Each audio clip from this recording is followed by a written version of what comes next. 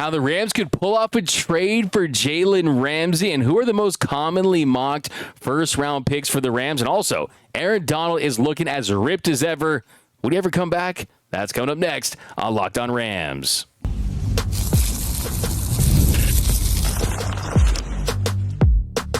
You are Locked On Rams, your daily Los Angeles Rams podcast. Part of the Locked On Podcast Network, your team every day. What is up, Ramily, and welcome to another episode of Locked On Rams, your daily podcast covering your Los Angeles Rams. Free and available wherever you get your podcast. Locked On Rams, part of Locked On Podcast Network, your team every day. We're also available over on YouTube, so if you haven't yet, do me a huge favor. Subscribe to the fastest growing Rams YouTube channel. Hit the subscribe button, hit the notification bell, hit the like button. My name is Doug McCain. Friends call me D-Mac. You can follow me on X and Instagram at DMac_LA. I've been covering LA sports for over a decade. 24/7 Sports, Bleacher Report, SI, Dodgers Nation. I also do NFL radio for Westwood One.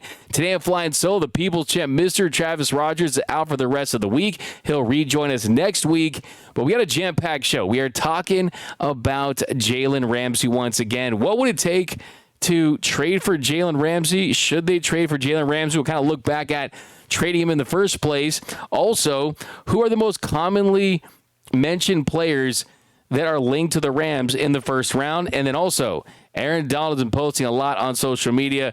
He's looking as ripped as ever. We'll get into that. But first, today's episode is brought to you by Gametime. Download the Gametime app, create an account, use code LOCKEDONNFL for $20 off your first purchase. Okay, so let's dive into the Jalen Ramsey talk. I've been reading the comments. I think a lot of you want to see him back. Some of you don't.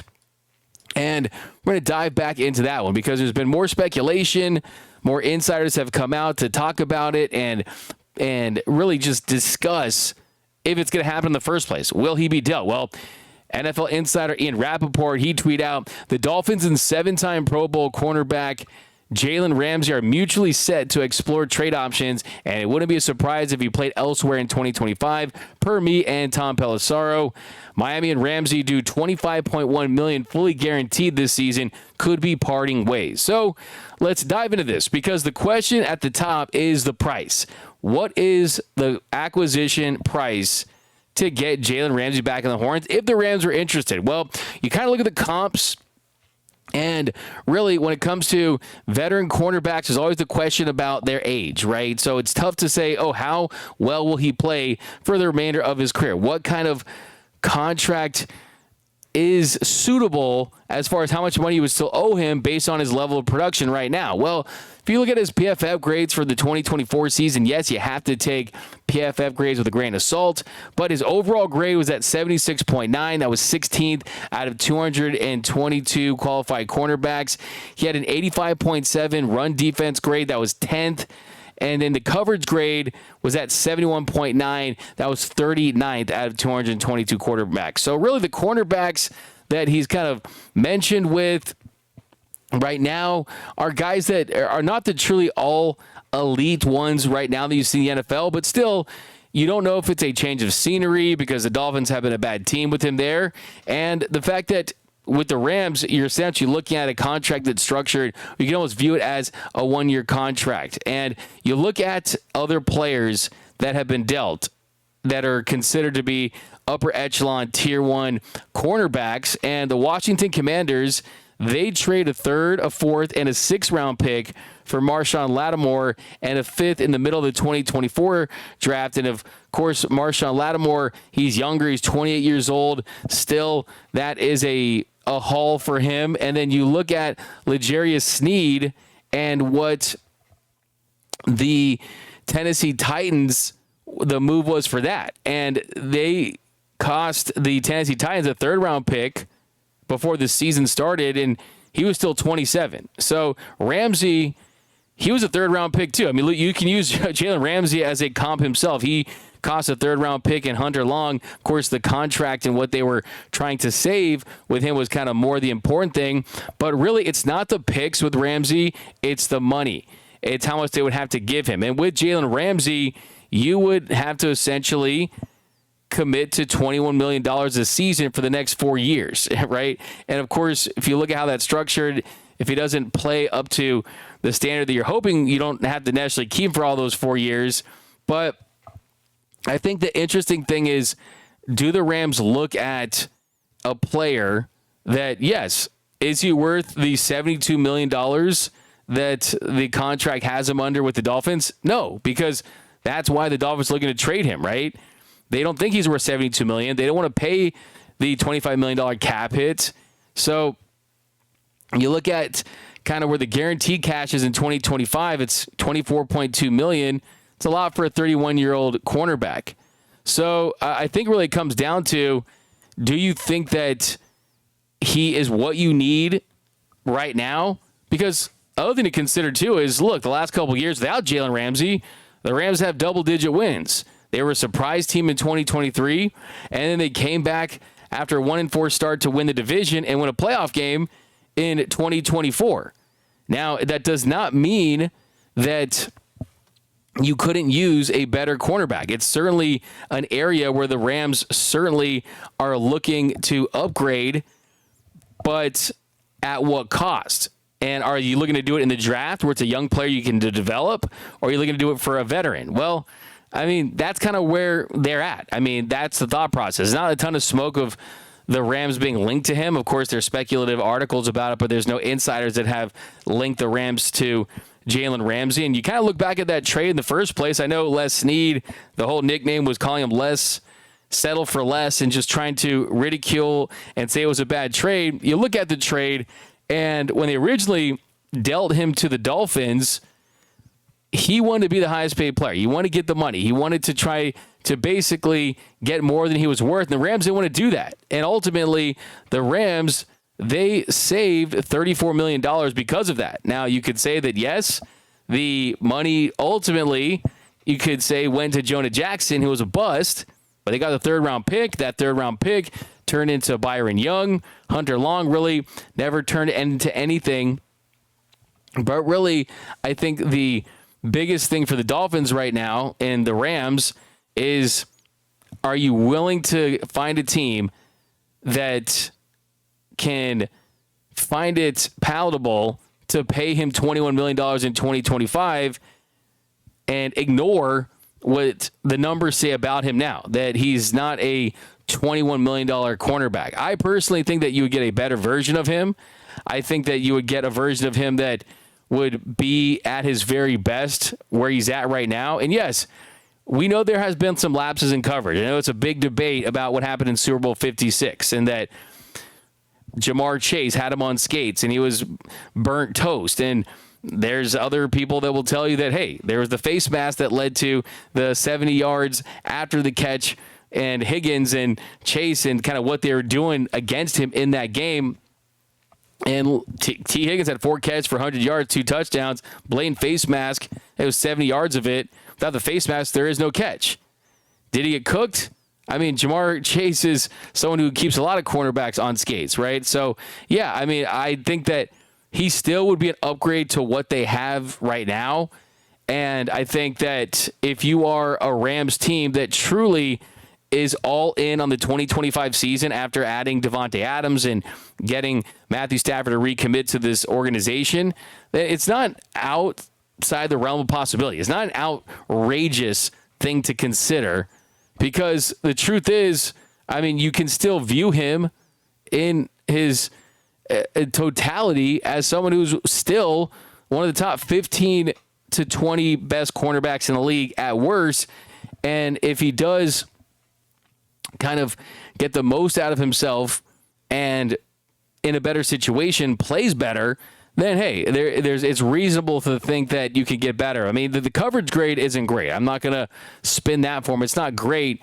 And there's nothing about his production in Miami that says, oh, he's an elite all-world corner right now. And yes, typically cornerbacks can kind of fall off a cliff quicker than other positions. But I do think that if you ask me, and you're not going to draft a cornerback higher or think that you're going to find that guy that is going to be additive to the level of, okay, we need to upgrade that position in the draft. I mean, it wouldn't be the worst thing in the world. It really wouldn't. But will it happen?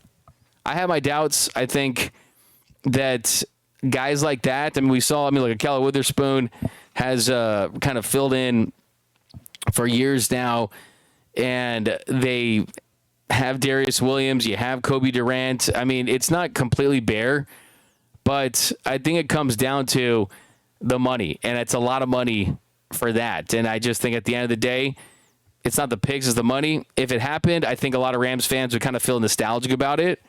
But I do think that they're going to be pretty sensible about how they go about it if he does become available. And there were some reports that he didn't even request a trade, and we'll see if it actually happens. But I do think that you could see at the very end where there could be some renegotiating with Ramsey and his agent with the bonuses that could help get a deal done. So that's a possibility as well to kind of bring it down to a degree. But yeah, I mean, look, if you get a notification that Jalen Ramsey is back with the Rams, that tells you the Rams think he still has something in the tank.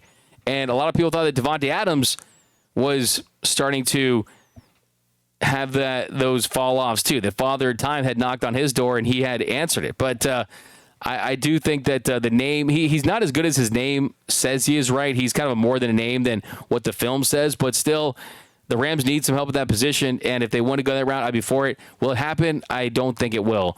But if it does, hey, it'll be another interesting development this offseason. But coming up next, we're going to look at the players most commonly linked to the Rams in the first round.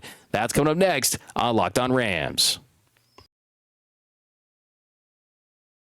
And a reminder that today's episode of Locked On Rams is brought to you by our friends over at Gametime. There's nothing like the atmosphere of an NBA playoff game. Every bucket, every defensive stop, every moment feels huge. It's electric in the arena, and with Gametime, you can be part of it without the stress of last-minute ticket hunting. Gametime makes it fast and easy to get playoff tickets, even when demand is sky high. Prices on the app actually go down as tip-off gets closer, and their last-minute deals can save you up to 60%. Here's what I use Gametime. Last minute deals, you save up to 60% off buying last minute for sports, concerts, comedy, theater, and anything you want to go to. I mean, I go to baseball games every day because I cover the Dodgers, go to the Rams, but you got Lakers, you got the Kings, you got the Clippers. There's so much to do here in the entertainment capital of the world, and Gametime helps you get those tickets. The all-in pricing, it means there's no surprise fees at checkout. What you see is what you pay, and you take the guesswork out of buying tickets with Gametime. Download the Gametime app, create an account, use code LOCKEDONNFL for $20 off your first purchase. Terms apply. Again, create an account and redeem code LOCKEDONNFL. That's LOCKEDON NFL for $20 off. Download the Gametime app today. Last minute tickets, lowest price guaranteed. And we are off and running here on Locked On Rams. Thank you for making Locked On Rams your first listen every single weekday. Free and available wherever you get your podcast. Locked On Rams, part of Locked On Podcast Network, your team every day. Also, a special shout out to those everyday listeners out there watching and listening to every single episode of Locked On Rams. Cannot thank you enough. And if you are not a member of that Everyday Listeners Club, what are you waiting for? Now's the time to join because, hey, this is the time because the draft's coming up. This year's going to be incredible. The moves have been made. And then when you win that Super Bowl, it's going to be that much more rewarding because you were day ones. You're with this team all off season, so it's going to be that much sweeter. So listen, watch every episode, and you won't miss a thing about your Los Angeles Rams. But here in our second segment, we're going to talk about mock drafts. And we're going to look at 7 players that have been most consistently mocked to the Rams in that first round. Before we do that, Les Snead, the Rams general manager, he did an interview with The Athletic, and he actually said that mock drafts have some use to organizations, particularly the Los Angeles Rams. He said, sometimes I go, I don't know why we're really using that. Maybe it helps you make a decision of, in the second round, you should pick this player over another one because maybe you can get that player in the third round.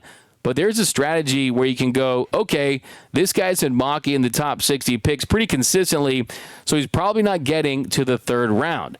So he's saying, like, hey, if you see that guy in the first couple of rounds of an NFL mock draft, pretty much everywhere, you're probably not going to see him available in the third round. So whether that be because scouts think highly of him, whether you have agents doing favors and organizations trying to make guys higher value than they are. I mean, there's always these different factors. And he'd also say when it gets closer to the draft, it's almost like, okay, favorites are out. I'm going to go with what I think is going to happen. And maybe at that point, they've talked to a lot of people and have a better understanding of what might happen. Maybe as people figure out medical issues, intangible issues, things like that. So he's saying that, yeah, sometimes you do see players that are mocked higher, and that's because the agent is kind of working the system and getting his client included in those mocks. So, yeah, they definitely pay attention. They definitely have it on their radar. And when you look at where the Rams are at, well, the NFL mock draft database, they have 7 players that have been drafted by the Rams most commonly in mock drafts. And there's a lot of mock drafts out there. Tons and tons of them. But we're going to start with linebacker Jihad Campbell of Alabama. 19 total. And for him, it's, look, the Bama pedigree. He's athletic. He's got size. And the thing is, he has speed. And he can make big plays in the run game. He's one of those sideline to sideline athletic. I'm going to go and I'm going to find the running back and I'm going to tackle him. And that's how you make a big impact. And look, I mean, the other thing that he presents that the Rams lack is he's someone that can also defend in coverage. And that's something that the Rams just don't have at a average to even above average level. I mean, a linebacker that can play in coverage, be additive from that standpoint, that is definitely unique, and that's why he's a first-round talent. And he did have surgery in March to repair a labrum tear. He does have some injury history, but the talent is certainly there. I mean, this guy, tons and tons of talent. Then next I want to talk about is quarterback Jackson Dart. 26 mock drafts in total. And Jackson Dart, we've broken his game down pretty thoroughly and extensively here on Locked On Rams. And look, we talked about this is someone who does a lot of things really good, nothing particularly great or elite. He also definitely was in a Lane Kiffin scheme that definitely is very college football friendly, not necessarily a pro style. So he's someone that definitely gets the ball out to his first reads. And that's kind of what he does, kind of that point guard of the offense, and he is accurate. I mean, he's great at completing short, intermediate throws. His deep ball, not elite. He's been inconsistent at times from that end. He's had a lot of talented receivers down at Ole Miss, a lot of contested catch warriors that have definitely made him look really, really good. For one, I'm not the biggest Jackson Dart guy. I really am not. I think for him to be a elite quarterback at this level, you have to be elite at certain things, and I just don't think he has that potential to be a top 10 quarterback. I mean, that's just my opinion on him. I think he has the potential to be really good and fun for sure. I just don't necessarily see him being great. Now, as far as receivers, wide receiver Emeka Egbuka out of Ohio State. Now, Emeka Egbuka, he's very physical, great route runner, great leader. He has been at Ohio State for a long time, extremely productive. They won a national championship last season, and he's someone that you're going to see him in the slot. That's where he's going to be. He's not going to be in the X, not going to be on the outside. Can he get those wins on the one-on-ones there? That's just not kind of what he does. So it kind of makes you wonder if that would make sense with the Rams, considering you got Puka Nacua and you just brought in Devontae Adams. So as much as I love Emeka Egbuka, I just don't think that he's the fit just because he's mainly going to play in the slot. Then you've got another receiver, Luther Burden out of Missouri. He's someone that has been mocked a lot, 34 times to the Rams, and he's someone that has a lot of potential for sure. I mean, this is someone that his senior year wasn't great at Missouri as far as the numbers go. There was definitely a setback when it came to overall production, but he wasn't playing with a great quarterback. I mean, you had a backup quarterback there, wasn't at his best, but the thing is, with him, he's got that breakaway speed. I mean, someone that can separate, someone that can give you those explosive plays that take the top off the defense. So, yeah, I mean, I think he's someone that would make more sense than Emeka Egbuka because he gives you that added dimension that they just don't have with Puka Nacua right now. And even Devontae Adams, I think, definitely brings that to a degree, but not someone that I think it's just young and super explosive like that. So, yeah, it'd be cool to see how he would work in Sean McVay's offense, just trying to find a way to get him touches and be creative and schematically take advantage of what he does. Another receiver that has been mocked to the Rams pretty frequently is Matthew Golden out of Texas. And Golden, we've talked about him on the show a lot too, fast. The fastest 40-yard dash in the NFL Combine. And that Texas team with a Steve Sarkisian offense and Quinn Ewers, they were explosive at times. And for him, I think you look at the numbers right there and you feel good about it. You look at a size 5'11", 191 pounds, and you think, okay, what kind of receiver could he be at this next level? Well, he's someone that definitely kind of outplays where his size is. He can play in the outside, he can play in the slot. I think that for him, I look for him to be a major player. I really, really do. You saw Malik Neighbors and kind of some of these Texas receivers having success. Is he going to be a superstar number one receiver in offense? Maybe not, but he could be a real weapon at the next level. And then some offensive linemen, Josh Simmons, another Buckeye. He is elite in a lot of different ways. Unfortunately, he went down with an injury where he missed most of his senior year. And this is someone that at that left tackle spot for an elite program for the next couple seasons, last couple years, he really showed those flashes of, hey, I'm going to be a 10 to 15-year pro at the next level. And I think for me, it's, hey, you got Rob Havenstein, you've got the newly re-signed Alaric Jackson for the new deal they got done with him. And I think for me, it's the fact that he played mostly left tackle. Can you have the confidence that Simmons is going to be able to play that right tackle spot and do it seamlessly? Because that ultimately will be where he will end up. So that is kind of where he's at. I think the more interesting tackle prospect would be Josh Connerly. That's who I mocked to the Rams in the Locked On NFL mock draft. And he's got left tackle. He can also play right tackle. I think for him can he relocate? I think he can. I really think that Connerly is someone that there's a lot of different opinions on him. You've heard some draft nicks say that, hey, he's someone who could be in the interior, and he hasn't played a ton there at all. So he's athletic. He was a running back in high school. And he definitely kind of brings that high upside potential with the power that he plays with. So, yeah, Josh Connerly could be a really nice fit. I mean, a former 5-star. But all these guys, I mean, no Colson Loveland. He's the one. You got linebackers, you got receivers, no corners, one quarterback. So those are the most commonly linked players to the Rams in the first round. We'll see if they even keep that pick. But out of these guys, I think Abuka's not as likely. Luther Burden will be really, really interesting, especially when you look at the offense. And look, it's a deep tight end draft, so you don't necessarily have to trade up for a tight end. You don't even need to take Colson Loveland if you don't want to, if he's available. So a wide receiver that could give you an impact, and also a offensive lineman to be the heir apparent to Rob Havenstein and give you depth this season could be an option as well. But coming up next, we are talking Aaron Donald. He's looking jacked as ever this offseason, and you got former Rams players hitting him up on Instagram. That's coming up next on Locked On Rams.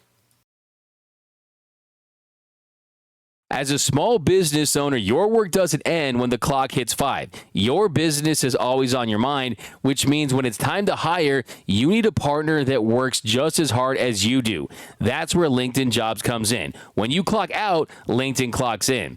LinkedIn makes it easier to post your job for free, share it with your network, and get qualified candidates all in one place. Post your job. LinkedIn's new feature can help you write job descriptions and then quickly get your job in front of the right people with deep candidate insights. And here's a pro tip. Add the hashtag hiring frame to your profile picture to double your reach to qualified candidates. No wonder 72% of small businesses say LinkedIn helps them find high-quality hires. Post your job for free at linkedin.com/lockedonnfl. That's linkedin.com/lockedonnfl to post your job for free. Terms and conditions apply. And welcome back to Locked On Rams. Thank you for making Locked On Rams your first listen every single weekday. Free and available wherever you get your podcast. Locked On Rams, part of Locked On Podcast Network, your team every day. Okay, so if you've been following Aaron Donald this week on Instagram, my man is as ripped as ever. He clearly is not getting too comfortable in retirement. My man looks like he'd step on the field and get to a quarterback and just be a ferocious nightmare like he was, again, easily. Guys warming up doing chest presses with 130-pound dumbbells. I mean, the guy's an absolute physical freak.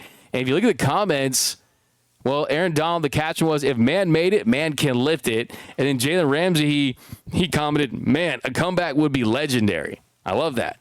Michael Brockers, who's going to be presenting at the NFL draft for the Rams, he commented, he said, for people that don't know, that's just the warm-up at 130s. A red exclamation point, LOL, some crying emojis, hashtag ain't no way.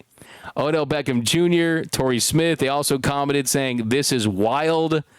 So Aaron Donald seems comfortable in retirement. He hasn't shown any interest in coming back.